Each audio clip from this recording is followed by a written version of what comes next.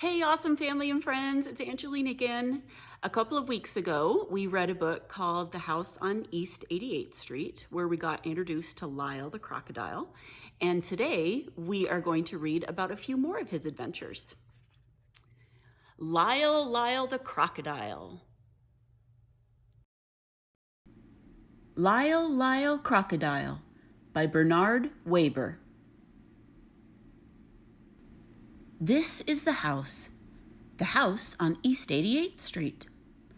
Mr. and Mrs. Prim and their son Joshua live in the house on East 88th Street. So does Lyle. Listen. Swish, swash, splash, swoosh. That's Lyle. Lyle the crocodile.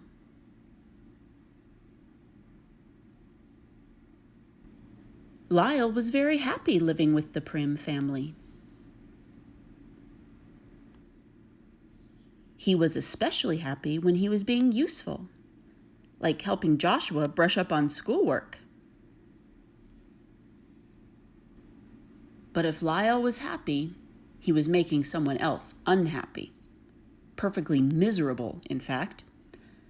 That someone else was Loretta, Mr. Grumps's cat. Mr. Grumps lived just 2 houses away from the Prims. Whenever his cat caught even the slightest glimpse of Lyle, she would fling herself into a nervous fit. Lyle wanted desperately to win Loretta over.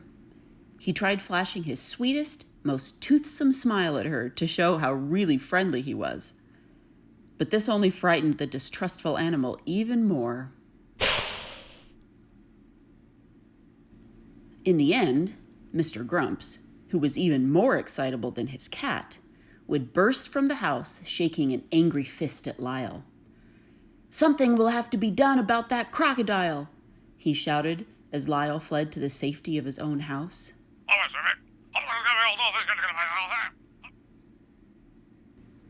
To take his mind off his troubles with Loretta and Mr. Grumps, Lyle filled his days playing with Joshua and his friends. He loved being it. He could skip double dutch 100 times without missing. It came as no particular surprise that Lyle could high jump. But Loretta, who was just let out for an airing, was surprised. She was terribly surprised. Loretta was so surprised and so shaken, she fled to the nearest tree, and no amount of coaxing would bring her down. Not until Mr. Grumps arrived to rescue and comfort her would she consider coming down. "Something will have to be done about that crocodile," stormed Mr. Grumps.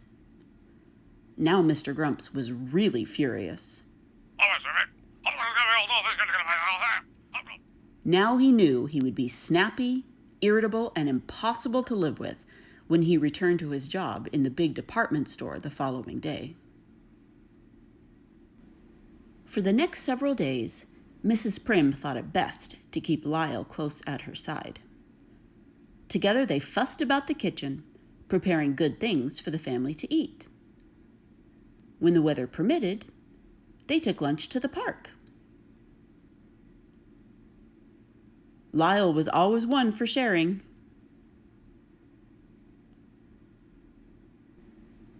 They even took trips downtown. There was much to see in the big city, and much to do. Mrs. Prim could spend hours just browsing around antique shops. Lyle could spend hours watching building construction.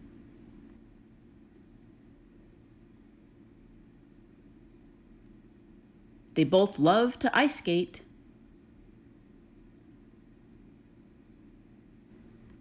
One day, Mrs. Prim and Lyle went shopping in a big department store. Unfortunately for everyone, it turned out to be the very same store in which Mr. Grumps held an important position. And unfortunately, they were to hear from Mr. Grumps all too soon. for it was his voice that suddenly broke in over the loudspeaker to announce a sale in the pajama department.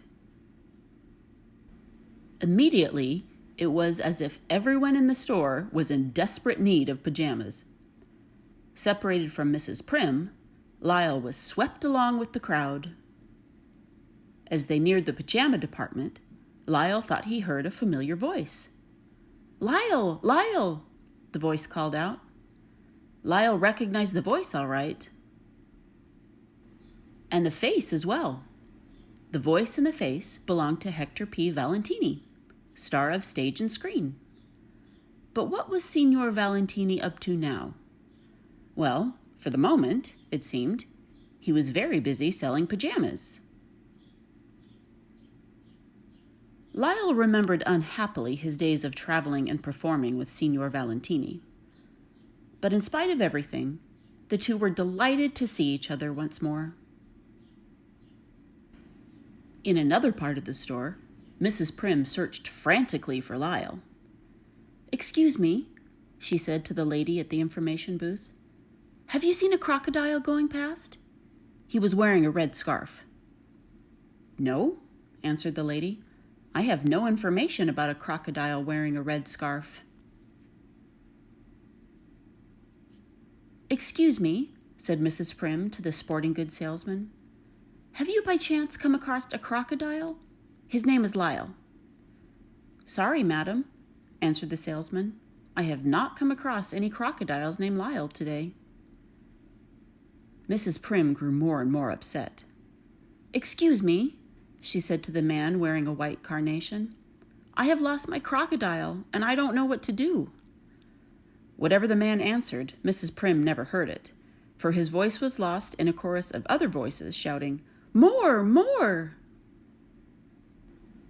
Those voices belonged to the huge crowd of shoppers surrounding Hector P. Valentini and Lyle. Because they had an audience, and because Signor Valentini could not resist showing off, he had persuaded Lyle to join him in a free performance of their old stage act.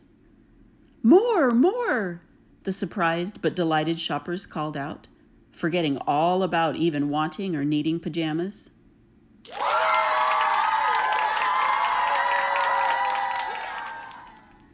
Mrs. Prim caught up with them just in time to hear still another voice, charged with fury, shout, "What is going on here?" This was Mr. Grumps. And when Mr. Grumps saw what was really going on, his face turned red, blue, and purple with rage. "Madam," he gasped, "we do not permit crocodiles in this store, you know. Remove him at once." "And you, sir," he said, pointing a dagger-like finger at Signor Valentini, "you, sir, are dismissed. Something will have to be done about that crocodile." Those warning words of Mr. Grumps still rang in their ears as they said goodbye to Signor Valentini outside the store. Mr. Grumps at last made good his threat to do something about that crocodile. The next day he appeared at the Prims' door with papers authorizing Lyle to be committed to the city zoo. "The zoo?" Mrs. Prim exclaimed miserably. "Whatever would Lyle be doing in the zoo?" "He'll be doing whatever it is normal crocodiles are supposed to be doing," snapped Mr. Grumps, who wasn't being at all nice about it. The Prims examined the papers. They appeared to be in order. There was little they could do, at least for the moment, to prevent Mr. Grumps from putting Lyle in the zoo. Lyle's first night was difficult indeed. Not wanting to seem unsociable, he decided to join the other crocodiles who were cozily piled together. Just when he thought he had gotten himself comfortable on top, he awakened to find himself crushed to the very bottom.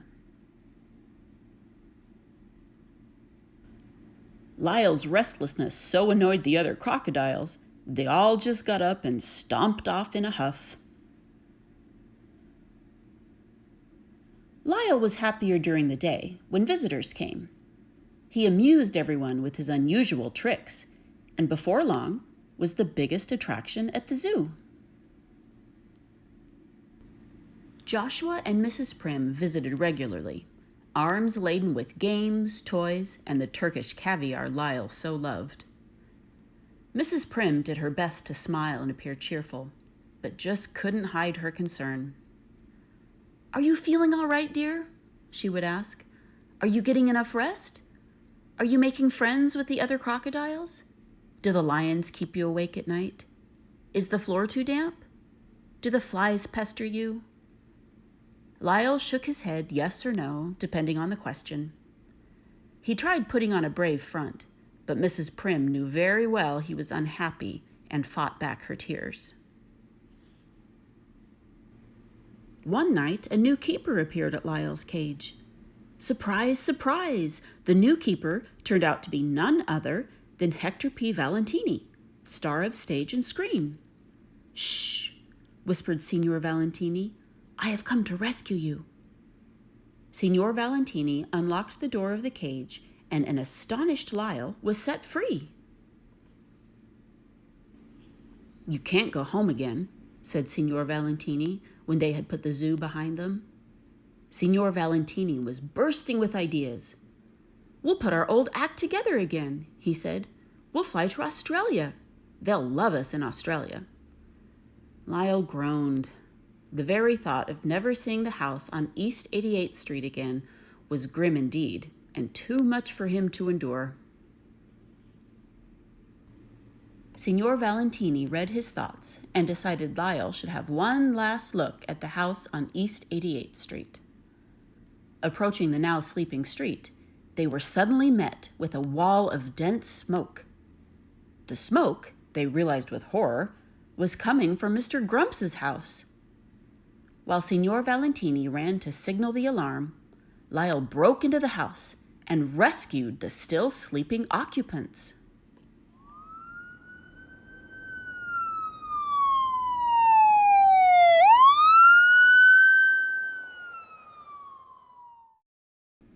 A gasping, frightened Mr. Grumps and his cat were led to the safety of the street. Now, the Prims and the entire neighborhood were awake and witness to Lyle's heroism. Mr. Grumps couldn't thank him enough. "Ladies and gentlemen," said Mr. Grumps to the crowd of onlookers, "Lyle is the bravest, kindest, most wonderful crocodile in the whole wide world. I would consider it a privilege and a pleasure to have him as our neighbor once more." "Hooray!" shouted the Prims. "Hooray!" shouted the crowd.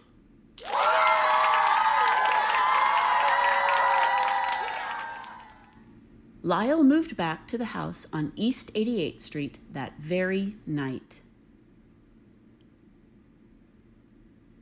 Several days later, a farewell party was given by the Prims for Signor Valentini, who was leaving to seek fortune and adventure in Australia. "Remember," said Mr. Grumps, speaking to Signor Valentini, "should you change your mind about leaving, a job in my store will always be yours just for the asking. We need people with your kind of talent and ability." Everyone smiled happily. Even Loretta. The end.